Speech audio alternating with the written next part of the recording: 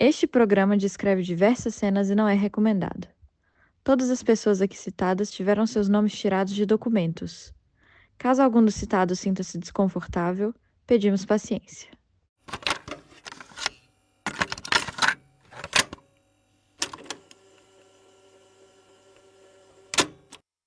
Eu era apenas uma criança. Tinha 7 ou 8 anos. Franjinha de jacu, canelinha de siriema. E todo mês de julho eu passava as férias no sítio de uma tia, no interior de Minas Gerais. Eu me lembro da calmaria, do vento correndo nas árvores, dos pássaros cantando. Era ruim demais. Mas uma coisa me encantava: a alegria das pessoas do vilarejo perto do sítio. Aquele povo simples, com seus sorrisos largos e bons corações, me recebia de braços abertos. Era bonito de ver, mas durava pouco. Quando a noite caía, o povo se recolhia, os sorrisos cessavam, e eu nunca entendi o porquê. O tempo passou, eu cresci, e as férias naquele sítio ficaram para trás. Até que, anos depois, eu tive um pesadelo. Eu me vi pequeno no sítio novamente, à noite, deitado na cama. No pesadelo, eu notei uma janela aberta no quarto, a luz da lua tocando frio o chão de tacos. Eu me levantei e caminhei até a janela. E antes de fechá-la, eu vi. No quintal, envolto em sombras, uma forma ameaçadora corria na minha direção. E então acordei. Assustado, suado, me olhei no espelho e me perguntei: foi um pesadelo ou isso aconteceu naquela época? O que é real? Eu fui atrás das respostas. E eu acho que, infelizmente, eu vou encontrá-las. Eu sou Lucas Marçal e este é o primeiro episódio da nova temporada do podcast Casos Duvidosos. Bem-vindos à Pitubinha do Rio Bobo.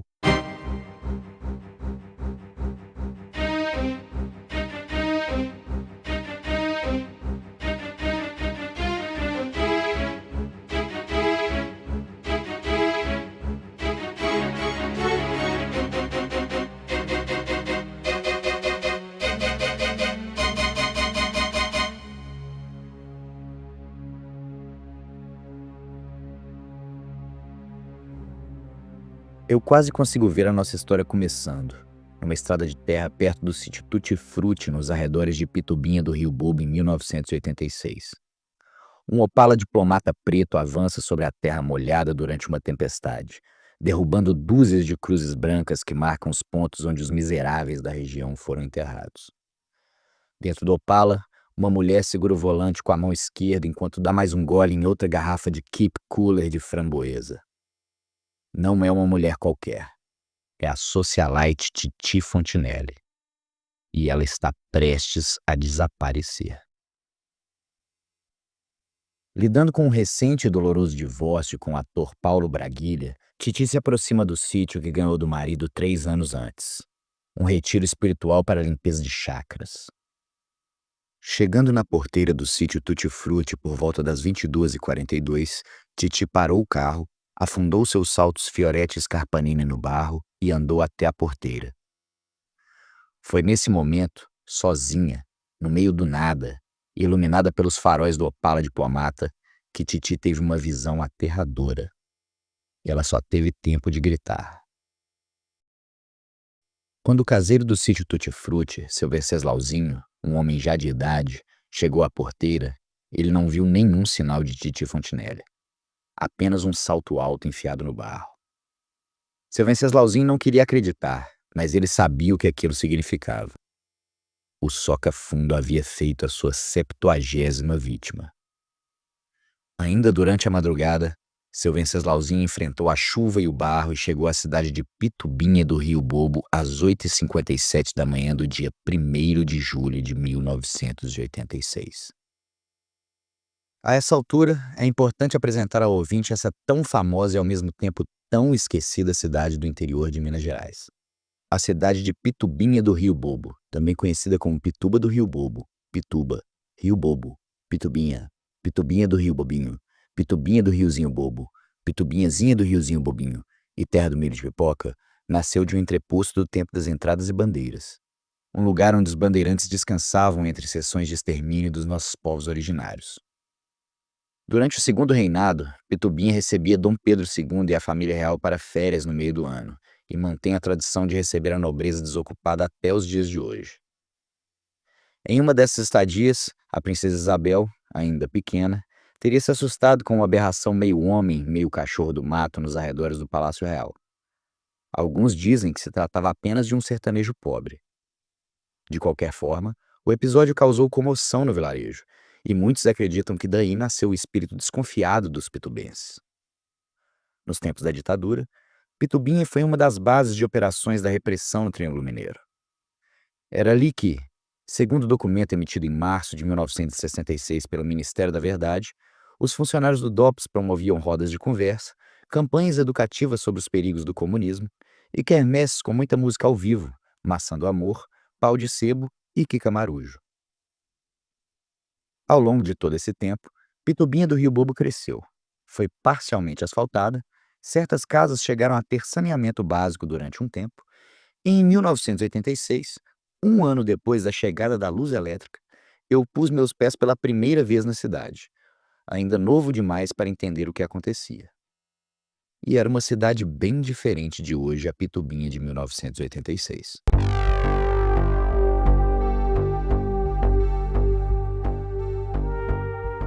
Em 1986, o Brasil celebrava seu primeiro presidente civil, o presidente José Sarney, com uma inflação de 718% ao ano, herança da ditadura militar. As famílias acampavam na porta de supermercados por todo o país, prontas para fazer as compras do mês antes da desvalorização do salário. Nas filas, os radinhos a pilha tocavam hits como Eduardo e Mônica, do Legião Urbana, Menininha do Chequerê, de Caetano Veloso, e Touch Me Like the Priest, dos Fellow Kids. A novela Lendas do Leblon era sucesso na Globo, e a febre do windsurf conquistava o interior do Mato Grosso. Nas televisões tubo espalhadas por todo o país, os brasileiros acompanhavam tendências como o acidente nuclear de Chernobyl, a proliferação do vírus da AIDS e o desmembramento do palhaço Motoneta, e assistiam estarrecidos a desastres como o paletó com ombreira, o mullet sertanejo e o colete Bocchettini. E nada disso, exceto a inflação, chegou a Pitubinha do Rio Bobo. Em 86, Pitubinha do Rio Bobo ainda se parecia com a feitoria que recebia bandeirantes séculos atrás. Tratava-se de um povoado de 91 mil metros quadrados e 5 mil habitantes cortado pelo Rio Bobo, vital para a subsistência da população.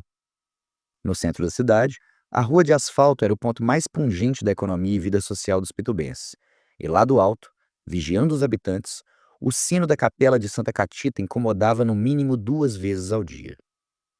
Abaixo do sino da igreja, existia a igreja.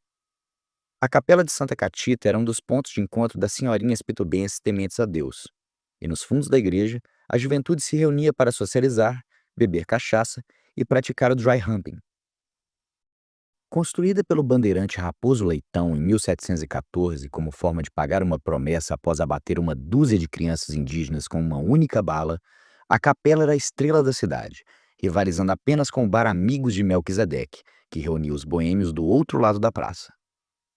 Nos arredores de Pitubinha, dúzias de sítios recebiam moradores de Belo Horizonte, São Paulo e Rio de Janeiro nos feriados prolongados, e perto deles, as pequenas propriedades agrícolas onde o alimento de Pitubinha era produzido se estendiam às margens da BR. Exceto pelo Natal e pelo Ano Novo, a única ocasião em que havia comoção entre os pitubenses era a festa julina e algum ocasional velório. Pitubinha era assim, pequena, pacata, simples. Mas quando seu Wenceslauzinho apareceu na entrada da cidade gritando "Titi, Titi", o povo acordou em polvorosa, e Pitubinha se encheu de alegria. Homens, mulheres, idosos e crianças saíram de suas casas comemorando, sorrindo, se abraçando e explodindo em canções de esperança e otimismo. Isso porque as últimas 69 vítimas do soca-fundo de Pitubinha do Rio Bobo eram pessoas comuns, sertanejos sem nenhuma importância nem valor para o Estado brasileiro. Sendo assim, a polícia da cidade não havia se mobilizado para investigar nenhum dos casos. Por mais que o povo tivesse grande carinho e admiração por Titi, com o desaparecimento da socialite, uma mulher da sociedade carioca, tudo isso mudaria. É importante dizer que o delegado de Pitubinha do Rio Bobo na época, Rogério Figueiredo, tem uma versão bem diferente da contada pelo povo da cidade. Em depoimento realizado em 12 de novembro de 1986, o declarante Rogério Figueiredo afirma, abre aspas, que a Polícia Militar de Pitubinha do Rio Bobo realizou uma investigação sim, que a investigação realizada no dia 25 de maio de 1985 foi chefiada pelo declarante, acompanhado pelos outros 2 policiais do efetivo da cidade, que eles teriam dado um duro danado, que a investigação teria durado uma meia hora para mais, que o grupo até se aproximou daquela casa abandonada da rua Cotovia, aquela que dá o maior medão de chegar perto, que o declarante e seu grupo estiveram no matagal próximo da entrada da cidade, que, no matagal, o declarante teria encontrado uma garrafa de cachaça, uma bacia de pipoca, um boneco Topogijo Ratinho Aventureiro e uma fofolete de roupinha cor-de-rosa. Que, depois da investigação, o grupo teria retornado com as provas para a delegacia. Que a garrafa de cachaça teria desaparecido do arquivo da delegacia e que, depois disso, as outras evidências também acabaram se perdendo. Fecha aspas. Com o sumiço das provas, é difícil acreditar na versão do delegado Figueiredo, e a tese é amplamente contestada pela população. População que, naquele dia 2 de julho, após a notícia de seu Venceslalzinho, cercou a única viatura disponível na cidade, celebrando confiante o início das investigações. Dentro da viatura estava o próprio delegado Rogério, que utilizava o veículo como dormitório depois de ser expulso de casa devido a inúmeros atos de infidelidade.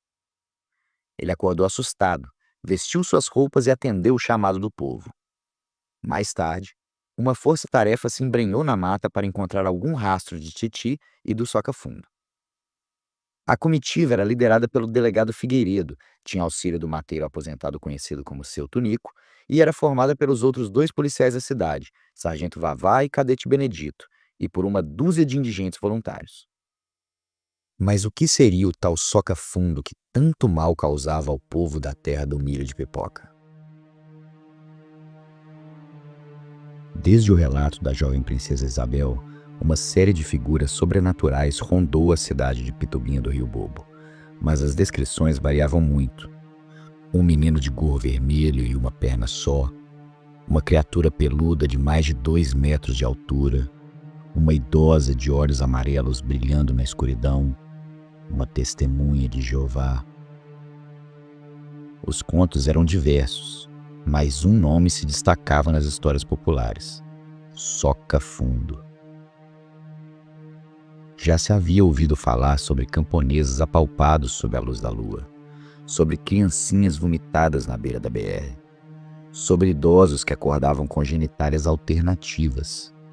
Mas eram histórias antigas, esquecidas. Seria alguma delas real? Seriam todas? Seria o Soca-Fundo o autor de todos esses crimes? E se sim, como identificá-lo sem se tornar mais uma vítima? Eram esses os questionamentos da força-tarefa naquela tarde do dia 2 de julho no meio da mata. Em depoimento à justiça, o policial militar, hoje deputado federal Sargento Vavá, afirmou que essas buscas foram, em grande medida, infrutíferas. Tudo que o grupo encontrou, além de lixo jogado no mato e de uma Playboy da Andréia Sorvetão, foi um corpo de um indigente, o que, aos olhos da força-tarefa naquele dia, não era nada demais. Sobre o corpo, ainda em depoimento, Sargento Vavá afirmou, abre aspas, que o corpo foi encontrado no meio do mato, perto do genipapo dos namorados, profundo dentro da mata. Que o corpo em nada se parecia com a figura de Titi Fontinelli. Que o corpo estava de bruços, com roupas simples de camponês. Que o corpo parecia ser de um homem de 70 ou 80 anos de idade, 1,60 de altura, 70 quilos. Que havia uma tatuagem tribal na lombar do corpo. Que a força-tarefa não virou o corpo a ponto de ver o rosto, nem analisou o corpo de forma alguma. Indagado sobre a falta de atitude da força-tarefa, o depoente afirmou que aí já não era com eles. Fecha aspas. Depois de 3 horas de buscas, cansados e frustrados, os membros da força-tarefa perceberam que, em breve, o sol se poria. O delegado Rogério Figueiredo deu ordem para que o grupo retornasse. Um pouco distante, alguns metros mais perto do Rio Bobo, seu Tunico defecava. Foi nesse momento que ele teve uma visão assustadora. Em depoimento realizado no dia 17 de setembro de 1992, seu Tunico descreveu que o depoente teria visto emergir das águas do Rio Bobo uma figura humanoide de cerca de 2,20 de altura, que onde a criatura estava não batia luz direito e que o depoente não conseguiu ver suas feições. Que o depoente perguntou à criatura se ela havia visto alguma coisa estranha acontecendo no mato nos últimos dias. Que o depoente perguntou se a criatura teria visto a socialite Titi Fontinelli. Que o depoente perguntou se a criatura já tinha visto o soca-fundo. Que a criatura não respondeu, emergindo novamente no Rio Bobo. Fecha aspas. Sem respostas, a força-tarefa retornou à Pitobinha do Rio Bobo com o objetivo de entrevistar sobreviventes e descobrir mais informações úteis para a investigação. A equipe se dividiu, batendo de porta em porta e perguntando ao bom povo da cidade se havia sobreviventes do soca-fundo em casa. Desconfiada, a maioria dos sobreviventes mentiu e apenas 3 pessoas admitiram ser sobreviventes do soca-fundo. É preciso entender que, para esse povo simples, iletrado, rudimentar, tão sofrido, tão avacalhado, tão excomungado, tão esquartejado, tão desgraçado e tão esmilinguido, a ideia da polícia batendo na porta de casa só quer dizer uma coisa: porrada. Mas os 3 sobreviventes que admitiram ter sido vítimas do soca-fundo foram o suficiente para uma verdadeira reviravolta no caso. Foram eles: o menino de recados Adécio Ludmilo dos Reis, à época com 17 anos, o lavrador Cicarelli Fernandes de Barros, o Cicica, à época com 51 anos, e Dona Fudinda do Armelinda do Birilinga, à época com 93 anos. O ataque de Adécio teria acontecido no início de 1986. O Cicica havia sido atacado em algum ponto de 1985 e Dona Fudinda teria sofrido seu ataque em 1984. Entrevistados pelo grupo do delegado Figueiredo enquanto comiam um queijinho canastra com um cafezinho passado na hora, os 3 contaram histórias muito semelhantes. Todos teriam perdido a memória do episódio, sendo incapazes de se lembrar do momento do encontro com o soca-fundo. Os 3 teriam recobrado a consciência subitamente, caminhando sem rumo no meio do mato, e eventualmente deram falta de partes de seus corpos. Adécio havia perdido seu acetábulo, o Cicica havia dado falta do seu osso cuboide, e Dona Fudinda não sabia onde tinha ido parar o seu manguito rotador. Mas havia outra marca dos ataques do soca-fundo ainda presente nos 3 sobreviventes. Uma marca que mudaria tudo. Os 3 sobreviventes do soca-fundo revelaram ao delegado Rogério Figueiredo que notaram tatuagens tribais em suas lombares após o ataque. A mesma tatuagem tribal encontrada no corpo que estava no matagal mais cedo durante as buscas por Titi Fontinelli. O sargento Vavá engoliu seco com uma certeza: eles precisavam encontrar aquele corpo. No próximo episódio, as buscas pelo soca-fundo se intensificam, a imprensa chega à cidade e uma bebedeira desenfreada acaba em caso de polícia. Aqui, no caso Pitobinha.